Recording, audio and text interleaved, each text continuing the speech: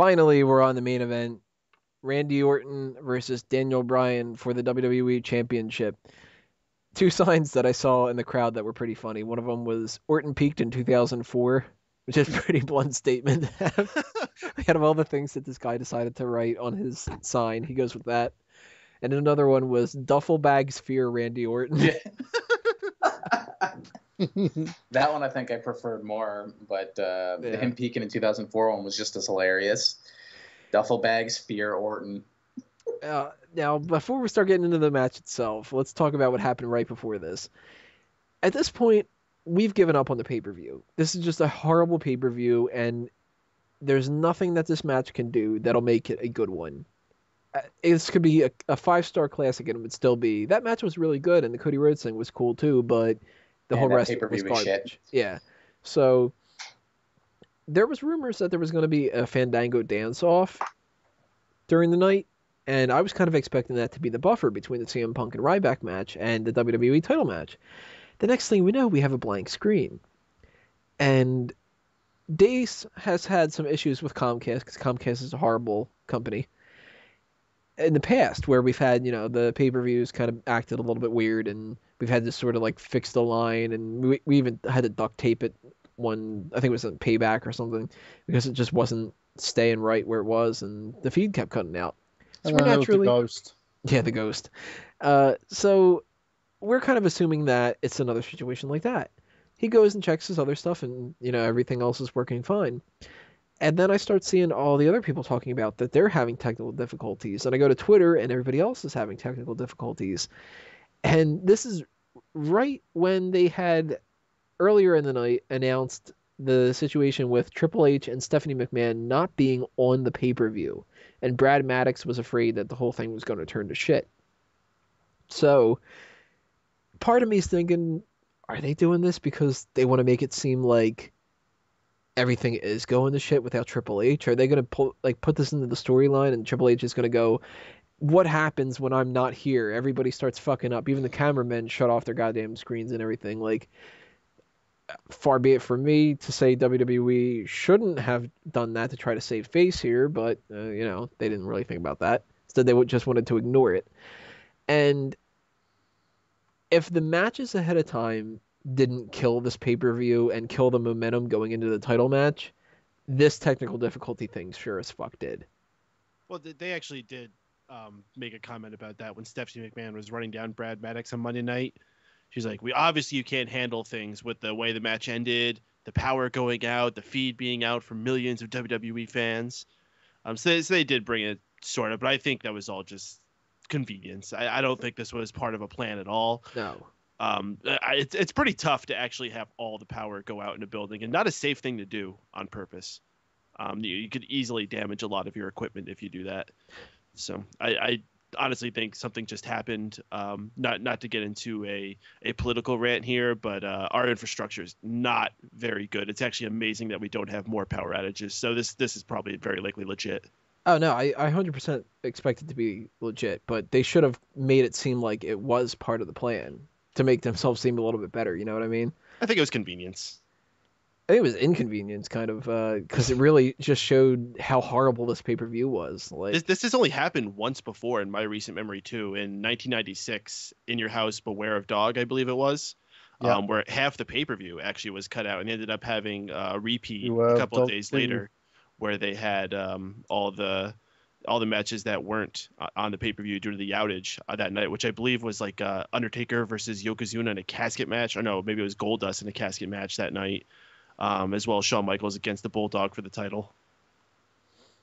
This was just so symbolic of how horrible this pay-per-view was that, I mean, it gave people a reason to want their money back and have more of a legitimate excuse than just this was garbage.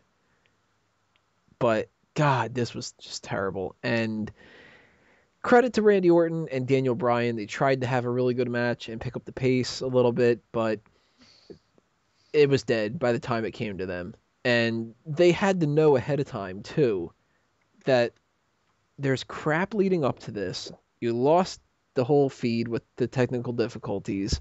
people are going to be in a pissed off mood. They wasted their money, and you're not giving them something that's entertaining. And they know ahead of time that the match is going to end with Big Show knocking them out, and it just ends. And you don't even have the bell ring, let alone a decisive win.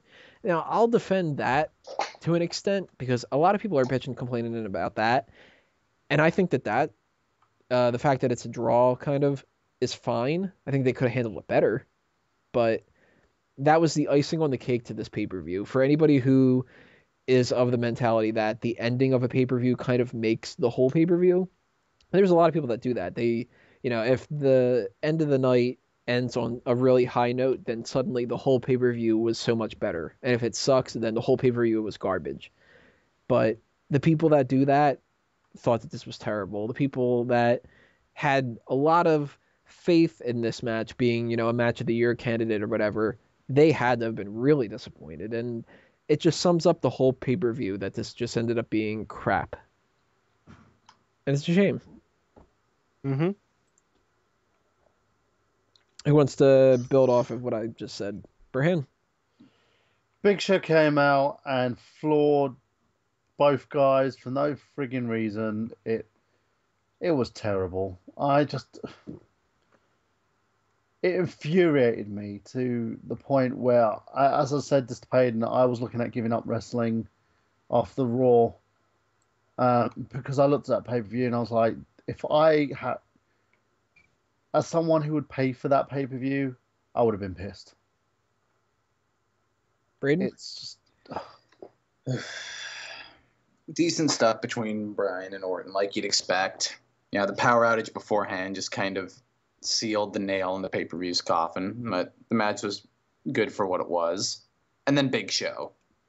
Just Big Show. Knocking people out and being the big hero of the whole storyline. Just like he'd do the next night. Is this really the Big Show? Like, it's just the whole angle is supposed to just push Big Show to be this big conquering hero against the administration. And Bryan and Orton are just face and heel pawns in the whole thing. It's all about Big Show. Big Show versus Triple H. That's what we had to look forward to. Fuck yeah. Woohoo. Can't wait. God, awesome. What if we do get that for WrestleMania? No, we are. I'm sure that's coming. It might not take that long to happen. It might even happen before the year's over. You might see that at Survivor Series. I'd like to see Big Show as part of a team going up against Team Triple H, but I don't want to see Big Show in a singles match necessarily. Or worse off, I don't want to see him in a triple threat match for the title. Ugh. Expect big things for the Big Show. They're imminent. If you don't give him big things, he'll threaten you with his gun. This pay-per-view proved that. Payden? What are the thoughts you have? Lame piece of shit. Worst show of the year.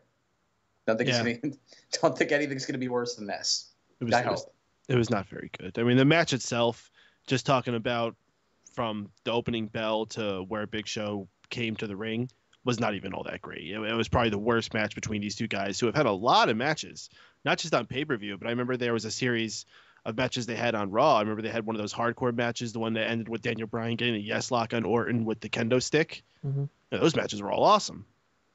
But this was not very good. And the ending, I think a lot of us knew what this ending of this match was going to be. I don't think it was a surprise to anybody that we were going to end up in some type of no decision and having this thing extended for another pay-per-view. Yeah, I thought what they were going to do was just kind of have them battle out and fluke out a double count out. And that's how they were going to end it. Exactly. Fight to the back and have it end with a big pull apart of, say, the Shield coming out to try to beat off Daniel Bryan. Sure. And then a bunch of back jobbers come and save whatever his name is, Daniel Bryan. Rico comes out and tries to beat off Daniel Bryan. And and then Big Show gets his gun.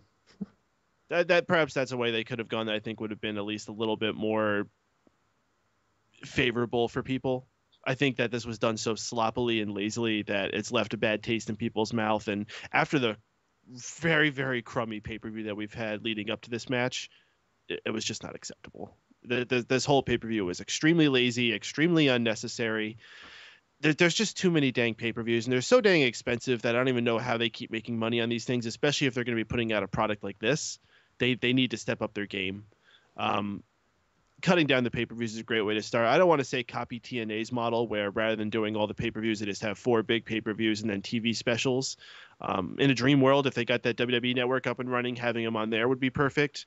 Or going back to like an in-your-house type model where you have your big pay-per-views, but you have your smaller ones in between. And those could be your fillers, and they can be a special night. You could put a main event style matchup on there, but it doesn't cost as much. Maybe it's not as long. Maybe yeah, and then you can just have maybe one special match on there once in a while. But if it's more lackluster than your average pay-per-view, I don't think people will be let down as much. Yeah, and I think that actually the poor performance of Battleground is going to hurt Hell in a Cell. Mm. I don't think we're going to get a really great buy rate for Hell in a Cell. I'm especially astonished after all that went down with Night of Champions, with people demanding refunds and all that they would go ahead and do such a weak finish at this pay-per-view, or even just do the weak pay-per-view in general, but especially with a funked finish like that they would take that chance. Yeah.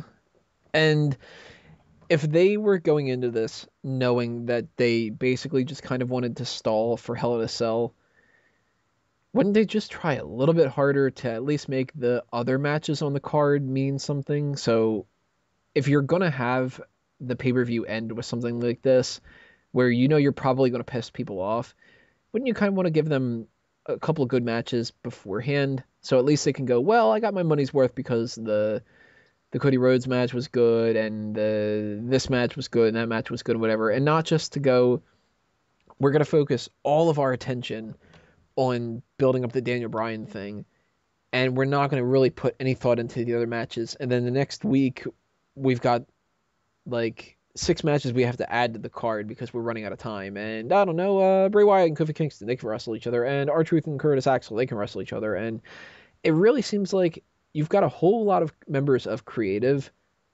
yet not many people actually want to spend a half hour to figure out your plan. And if this was a plan, good Lord. What would have been cool is if, I know this idea was brought up a lot, but even now looking at it retrospectively, if they did a one-night tournament type thing with Battleground where they could have had all these same matches. You could have had Ryback versus Punk in a first-round matchup. You could have had Curtis Axel and R-Truth in a first-round matchup, and maybe bring in some other players. And you still could have had that tag match between Goldust and Cody and The Shield. That could have been a buffer match in between having the tournament matches. Mm-hmm. And still have it lead up to Randy Orton and Daniel Bryan in some fashion, and then still have it be a funked finish. So it's like you go through this whole tournament, and then it still ends up getting extended even further. I think that would have been a little bit more intriguing than the way they went about it this way. Yeah, and you know what? That would have actually made both guys look better if Daniel Bryan is somebody who keeps winning the title and they keep stripping it off him, and he has to fight his way back, and he has to fight his way through an entire tournament again. And Randy Orton hasn't been looking that great because whenever he wins the title, he wins it because of some kind of fluke or whatever, and then he gets it taken away from him because Daniel Bryan just flat out beats him. So if he would have gone through 2 or 3, 4 people, whatever the tournament would have been, then he would have justified his spot at being at the top. Mm-hmm. And then it's the two of them. Okay, well, that's why these two keep fighting each other, because they actually are worthy of being the 2 champions at top. And it would have made sense for them to be the 2 people. It's like, all right, now these are going to be the 2 guys having a singles match for the title later on. Because when they just announced it, it was kind of like, oh, okay, That's weird.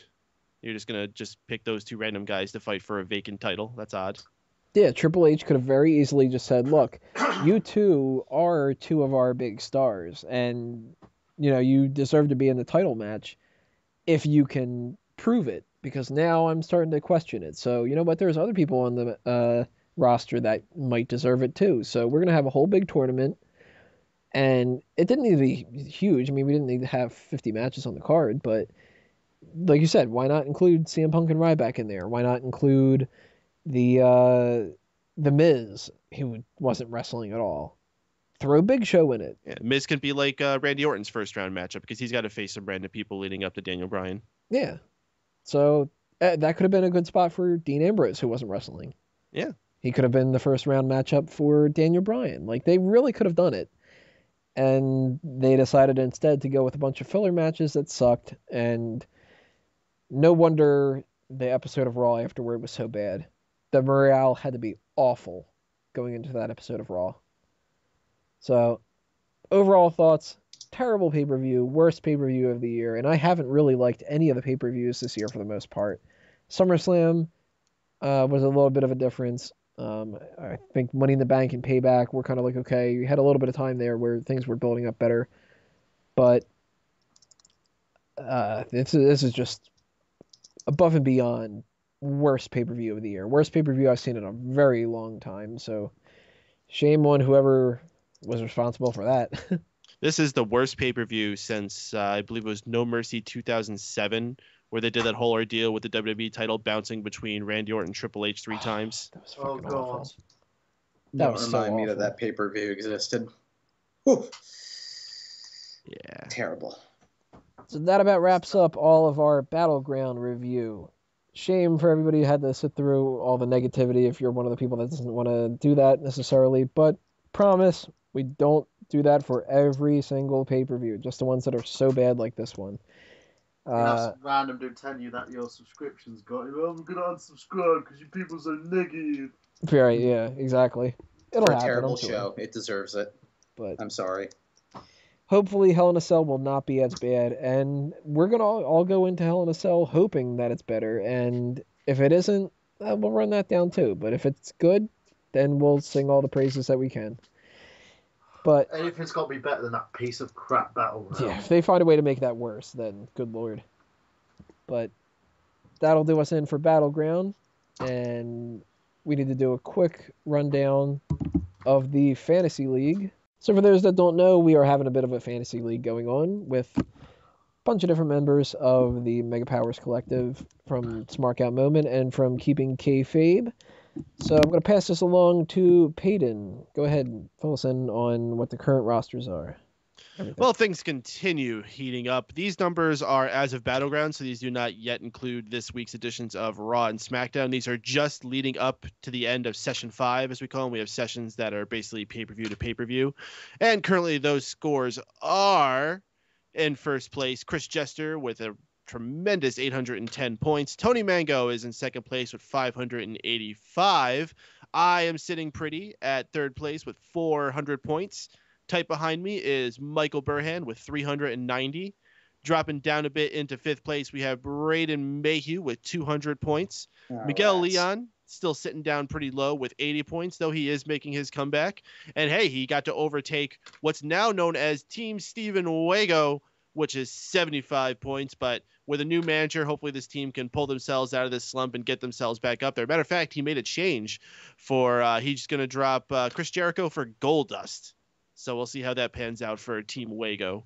And in last place, a new team that just started, Team Drew White, the Drew Crew, with 0 points currently. Their points will just be starting to be calculated this week. He's actually involved in the Fantasy League now. When that start? Last week. Nice. Who's on his team? I believe his team is Los Matadors. Santino Marella, Brock Lesnar, and Sin Cara.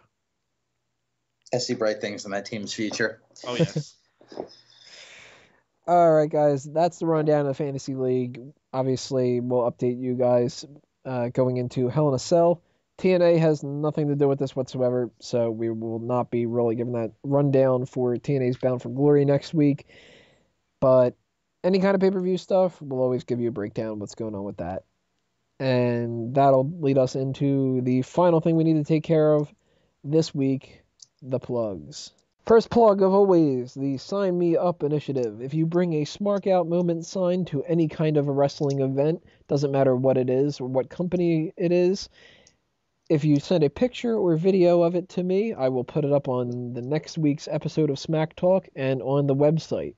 Remember to send in those monthly mailbag questions.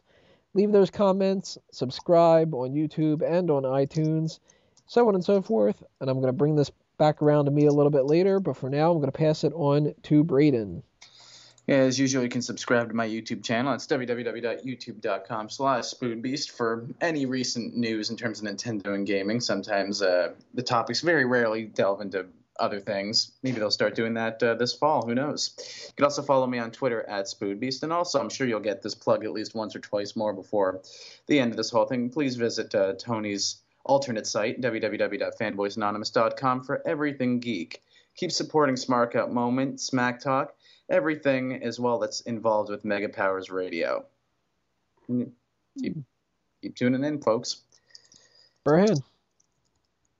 As always, guys, youtube.com/TheNerdGenius. Something may be coming up in the next couple of days. I've got to find out what's going on first, and then I'll let you guys know. Also, fanboysanonymous.com. I'm going to be doing a huge con tour in the next couple of months, so keep out for that, as I'm going to be posting the majority of the videos on Fanboys, of course. This Job for Hire, check it out on Blip TV, and also my YouTube channel as well. We're going to be shooting episode 3 coming up. And I got gameplay tomorrow at 8 p.m. We're going to be talking Atlas, the company that's recently been bought by Sega. So we're going to go from the great times to their financial troubles to what the future lies for this company. If you are an Atlas fan, please tune in and make sure that you check out I Got Gameplay. And we also have t-shirts for sale, which have I Got Gameplay, and on the back have you. So make sure you check that out, guys. And as always, thank you for your support. Payton? All right, well, I am the president of operations over at Mega Powers Radio. We got cool content going pretty much every single night. Check it out at megapowersradio.com. Most important things you should know. Every Monday night following the conclusion of Monday Night Raw, we go live on the air for our immediate reactions on our Raw post show. You'll find pretty much anybody on this show present on there, as well as a few select others who get to join us. And in fact, you can join us because it's a live show with a call-in number where you can join the conversation. Lots of fun. We've been having a lot of fun in the chat room as well. So turn up, because it's a good time. Also, we have Keeping Kayfabe, my wrestling show that I have on Thursday nights. Burhan usually graces me with his presence there as well. Tony joined us this week because we had our big 50th episode special where we talked about the Montreal Screwjob. We went in depth with everything like that. We talked about the backstage reactions to it, what happened to Bret Hart afterwards, and it's a lot of fun. Really, really cool episode. One of my favorites ever of the show, so go check that out. That'll be available on iTunes, Stitcher Radio, YouTube, keepingkayfabe.com, and of course on megapowersradio.com. And the next big show we got coming up is actually this Monday. So I know I promoted that Monday Night Raw post show. Not happening this Monday, starting the following Monday.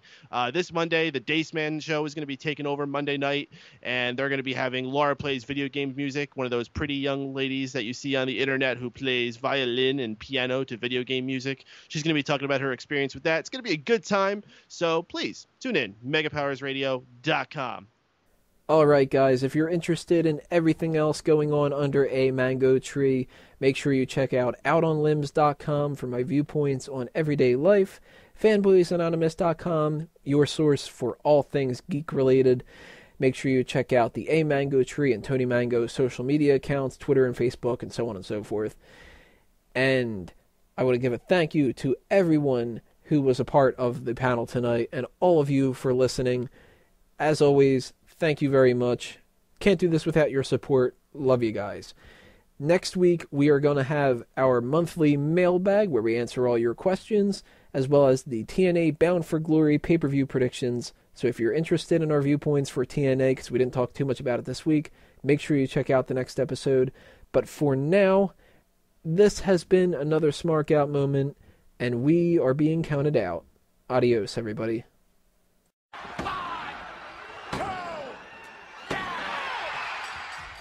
It's an easy outro. It's got a hold on you, believe it. Unlike Battleground, like no other, and it will try to make you see.